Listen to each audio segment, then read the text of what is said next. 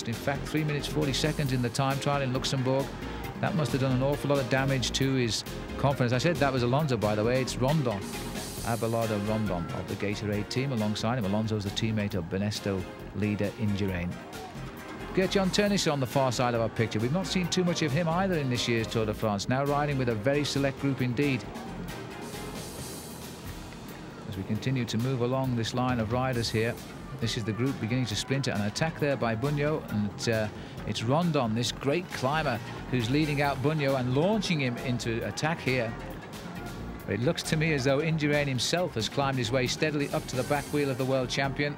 So there's no doubt then who Indurain considers his main challenger for this year's Tour de France. As we go up to the top of the climb now of the Col de Montchény, and it's still the same man at the front. He's won every climb today in the Alps, and that is going to give him a near unassailable lead in the King of the Mountains competition. As they come up towards the top of the climb, we've got Bunyo and Indurain now chasing them down. So the big names, it's been a struggle, but they've forced their way to the front here. 3 minutes and 33 seconds down on Claudio Chiappucci. That's a long way.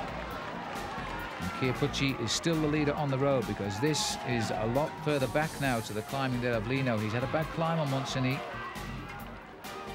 And Andy Hampson's had a much better climb. He's come right up to the fore here. Goes over in 4th place. With him is Franco Vona. They are just over 4 minutes down on Claudio Chiappucci. And so they're chasing now down the other side of the climb of the Montchény. And if you look up the road, down there below us, and it is the world champion in the slipstream of Miguel Indurain. And the maillot jaune, by the way, Lino, is 5.5 minutes down on Chiappucci, and that will keep him out of the yellow jersey. Chiappucci could be in yellow tonight. The man he's got to worry about, and indeed the man who's worried about him, is Miguel Indurain. He is now trying to chase down Claudio Chiappucci, and that is going to be some chase. They've been joined there. So it looks as though Bunyo, Indurain, Hampson and Vona have got themselves together. Oh dear me, look at the face now of Claudio Chiappucci, because he's on the last climb. This is the climb up to Sestriere itself. Surely he's not going to crack now. This has been an escape of magnitude. Some 190 kilometers in the lead so far for Claudio Chiappucci. And this will go in the history books as one of the escapes of any Tour de France in modern times. Indurain knows it too.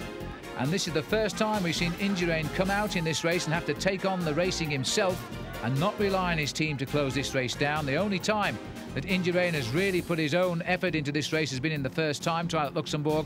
He built himself such a comfortable lead there. He hasn't really had chance or wanted to do anything so far, but now he knows if he's going to save this Tour de France, he's got to stop Chiappucci, and he's got to stop him today.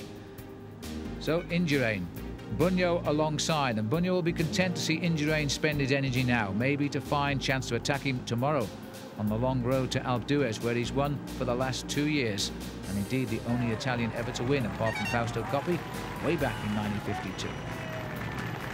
Well, the crowd have been watching this on television, and they've been watching this rider out in front for 4 hours today. They've been watching him come slowly towards them, and Chiappucci now surely can't lose this stage.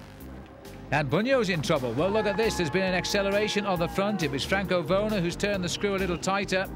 And this has caused Bunyo to be in a spot of trouble. And I'm sure that Indurain has noted that.